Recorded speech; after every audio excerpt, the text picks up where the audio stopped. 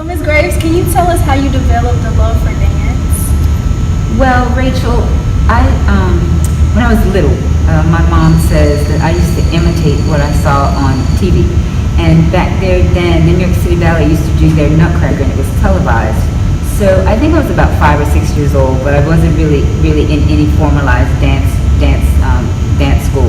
But I remember that I went to this recreation center, and I remember being one of the 10 little Indians and hopping around. And like I said, my mom said I used to imitate what I saw on TV. And so one day she said, "Would you like to study ballet?" And I said, "Oh, yes, Mommy." So she sought out to find the best school in the area. I'm from Norfolk, Virginia. And she took me to this school. And at that point, there were no other little African Americans in that school. And she remembers that the teacher came out and he looked at my feet and he looked at my head and he looked at my body. And I was accepted into that school, and I was the first African American that was accepted into the Norfolk City Ballet. And my love just grew from that moment. I was actually, as they say now, a late starter. I was 3 months from being 9, so that's considered late these days. But I progressed very quickly, and I had really wonderful teachers. So I was actually on point 9 months after I started. So my love, I think it was in me from a very, very, very young age. And as I grew older, I knew that I wanted to dance.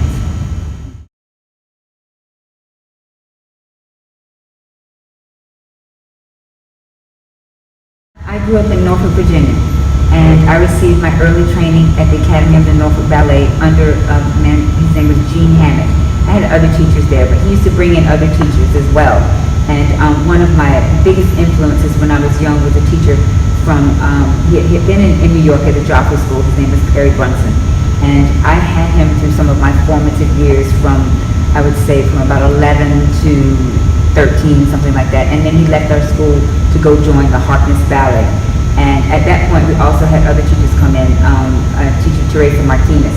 Her brother was one of the ballet masters at American Ballet Theater at the time. And their background was that they were from Cuba. And her mother used to make all of our costumes, Mama Martinez. And Mama Martinez used to make costumes for Alicia Alonso, famous Cuban ballerina.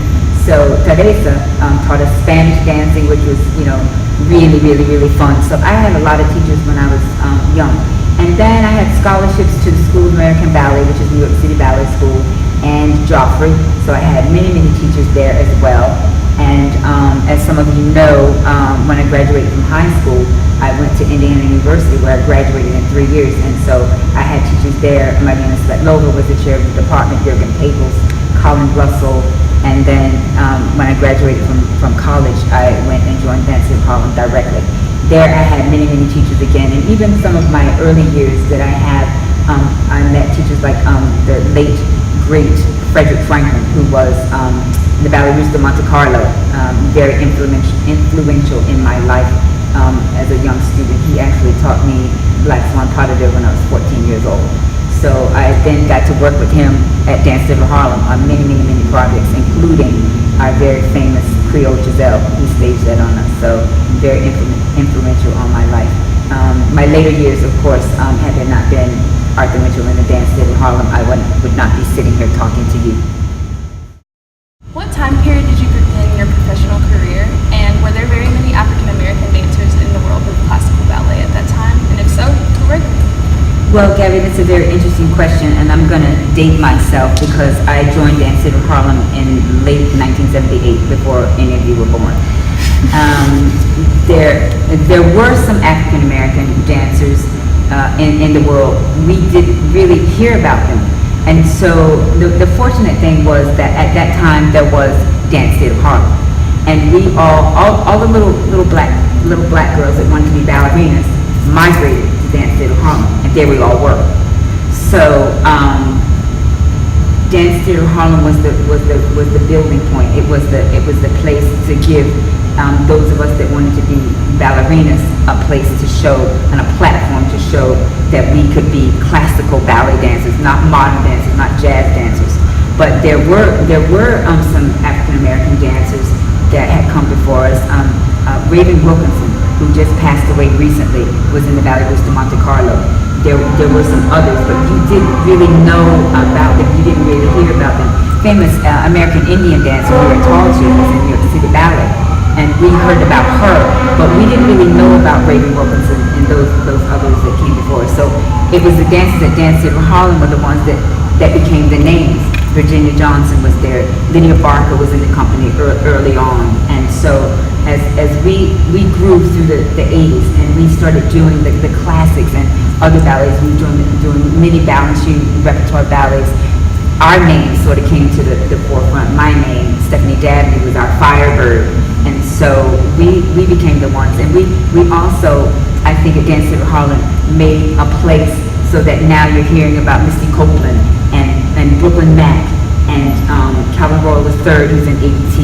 And so we made it possible for them to come behind us to establish themselves. Had there not been a Dance Theatre of Harlem, like I said, I wouldn't be sitting here talking to you, and I don't think some of those dancers would have been doing what they're doing now. What kind of reception did you receive as a young dancer? That's a very interesting question. So I think I told you all I started dancing, I was 3 months short of being 9. So we're talking, again, I'm dating myself before any of you were born. And being the first African-American little girl taken into my school, there were people that fought my director, did not want me there. Just did not want me there. And so it was very difficult.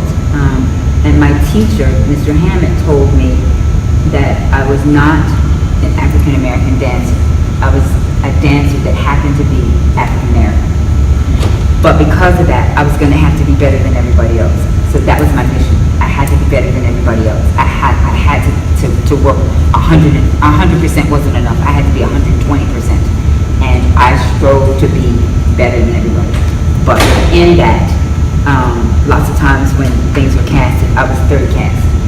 But my mom always told me, when I got my chance, you go out there and you be the best ever. And I took that with me.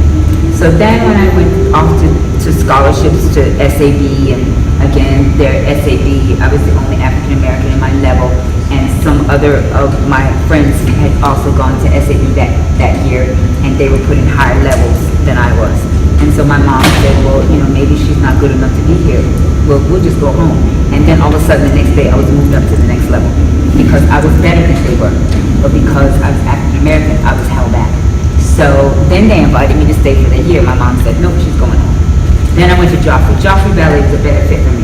The atmosphere was much more relaxed. We just got in the room and we just sweated at the bar. And I improved. I got really good when I went to Joffrey School. Then I came back home. All of a sudden, I was kind of the star at my school because I was graduating. I was doing all the lead roles, and at that point, by the time I was about 15, I knew I was good. I wasn't cocky. I wasn't conceited, but I knew I was good. I knew it was better than they were. My mom said I used to hold back for my friends, that didn't want to be better than my friends. And she was like, you got to stop that. You got to press on. And so then when I went to Indiana University, there again, I was the only black dancer at my school. But I walked in my freshman year, I was given a lead role. So that spoke volumes. I did really well in Indiana. I graduated in 3 years. And then when I joined Dance Theatre of Harlem, it was another sort of a pivotal point because when I joined the company, I literally walked in the door and we were learning serenade. And I don't know if I told you some of you the story, but we were learning serenade, and I came literally off the plane with my suitcases in the lobby, and they said, go upstairs, rehearsal has started. And so I went and put my stuff on, and I really wasn't warm, and I got my shoes, and they were rehearsing. I went in the back, and I started to do my serenade, and I was doing and the person that was playing the role came up to me, and she said, no, you're not in this. And I thought, well, what do you mean I'm not in this? They told me to come upstairs, and learn the ballet. She said, no, you're not in the corps, you're the Russian girl. That was the first ballet that I learned to dance at Harlem. So my journey, I think that because Mr. Hammond instilled in me that idea that I had to be better. Plus I grew to be tall. So that was another obstacle. And because I was tall, that meant I couldn't really be in the corps. I had to be a soloist, which means if you're a soloist, you stick out. You've got to be good. So I just really worked hard. And another thing that Arthur Mitchell used to tell us, I knew I was talented, but but he used to say, talent is only 50% of it, the rest is hard work. So you can have the talent, but if you don't work hard, it's not going to come together. So that's important to know. That you have the talent, but you got to do the work as well. What has been your proudest moment as a dancer? Well, Tremaine, I think there's been many proud moments. First of all, to fulfill my dream to become a ballerina on a professional level. I mean, that took a lot. That took a lot. A lot of people don't get to do what they want to do.